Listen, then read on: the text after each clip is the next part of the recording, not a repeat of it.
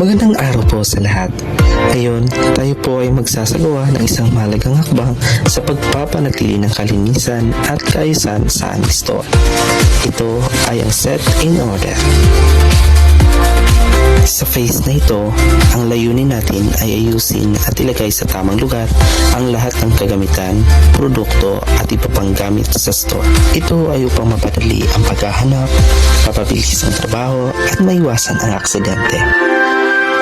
Una ay susuriin natin ang lahat ng kagamitan at produkto na naiwan matapos ang pagbubukod. Siguraduhin natin na ang mga natirang items ay kailangan lang talaga sa store. Itatakdan natin ang tamang lugar para sa bawat item. Ilagay natin ang madalas gamitin sa madaling maaabot na lugar, habang ang bihira namang gagamitin ay maayos nating itatabi. Paglalagay ng mga label, markings at visual guide para mas malinaw kung saan dapat ibalik ang bawat bagay pagkatapos itong gamitin.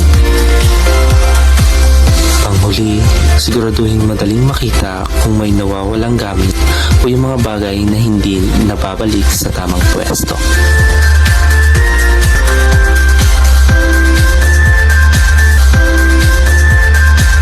Tandaan natin, ang isang maayos na store ay hindi lang maganda sa paningin, kundi nakakatulong din para maging ligtas, mabilis at epektibo ang ating trabaho.